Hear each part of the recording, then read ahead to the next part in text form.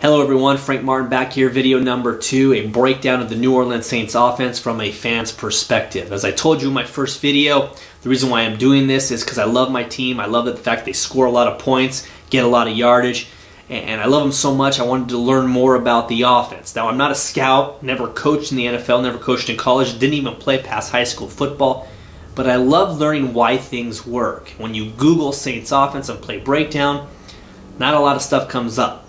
So that's why I decided to make this video.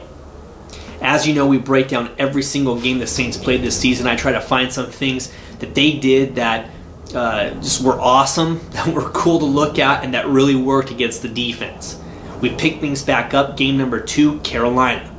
As you know, it was a loss, 1 of 9 on the season. And after the season, GM Mickey Loomis had a quote, and I want to point to one part of the quote. I'm going to flash it up on the screen here.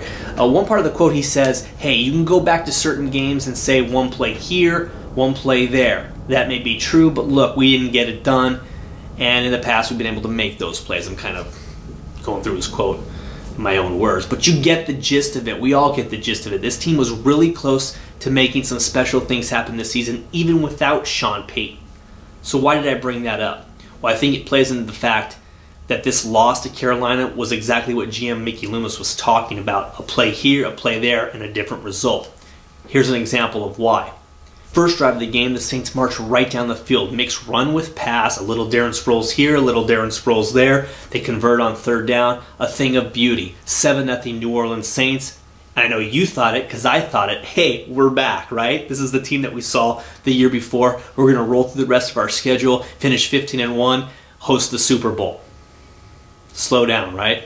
There were some beautiful things on that first drive. A 3-by-1 formation that I love. Isolated Darren Sproles on the halfback wheel route. It was a thing of beauty. Drew Brees throws a perfect ball over the shoulder of Darren Sproles. He gains a big yardage on the pass play, and the Saints were rolling. Not so fast, my friend. Very next Saint drive, after a stop by our defense, and we all know how special those stops were by the Saints defense, because it didn't happen very much this year. Anyways, the Saints defense gets a stop. Our boys get the ball back, and what does Drew Brees do? He throws an interception. Throws it right to Godfrey. Play action fake. Godfrey reads the play, reads Drew Brees' eyes, steals the football, scores a touchdown, and just like that, it's 7-7. That's where I think the game was lost, folks. Don't know how much more I can say it. Brees had a great day throwing the football, but he made that one fatal mistake, and here's why it was so bad. The Saints get the ball on their very next drive. They drive it right back down the field and have to settle for a field goal. A drop by Graham on the goal line, a drop by Moore on the goal line led to that, but it was 10-7 instead of 14-0 New Orleans Saints. After another stop by our defense on a fumble by Cam Newton, and gotta preface that because the defense didn't stop many people, the Saints get the ball back, and what do? Drive right back down the field and settle for another field goal. So instead of it being 21-0, I know I'm taking a little bit, a leap there, a leap of faith, but instead of it being 21-0, it's my blog, it was 13-7 New Orleans Saints. Panthers scored right again, and now it's a ball game when it should have been a blowout. And that's how things happen in the NFL. But I'm talking way too much here. Let me point out some things I learned about my offense in this game. 2:01 left in the first quarter, 2nd and goal from the 8. 3 receivers to the right, Sproles between Graham and Moore. Graham takes 3 steps, stunts, and runs a corner post route. Sproles takes 3 steps and runs a speed out. Look at Lance Moore on the bottom of your screen. He runs a quick slant toward the middle of the field, and by design, he's wide open because Graham and Sproles are running interference. Now, the play would be wiped out by an offside penalty from the defense, and Lance Moore only gained a few yards on the play, but you may remember the play, and you should, because in my first video, I told you to remember. I told you to go look at it. It was the touchdown pass that Aldrick Robinson scored on to make it 17-7 in Week 1 against the Washington Redskins. That's right, the same play the Redskins ran against the Saints use it on Carolina. Look at the play by the Redskins. Aldrick Robinson slants to the middle of the field, corner post with an out as interference. It's a touchdown. The only difference is how the defense played it. The pick worked for the Redskins because the Saints were blitzing, while Carolina sat back, and as you see, were able to make a tackle. I also found this, and maybe I shouldn't say anything, but I'm pretty sure other teams picked up on this the last 3 or 4 years. At least they should have. 7:24 left in the fourth quarter. Motion from a 2-by-2 formation creates a one-on-one matchup for Jimmy Graham at the bottom of your screen. Brees gives him a signal, an open palm sign. It's a go route sign to Jimmy Graham. It'd have to be, because that's exactly what the Saints run. As you see, the pass is tipped by Chris Gamble. A beautiful play by Gamble. It would have been a touchdown if he hadn't done that. But we figured something out from our team. Anytime you see Drew Brees give the open palm hand signal, pretty sure somebody's going deep.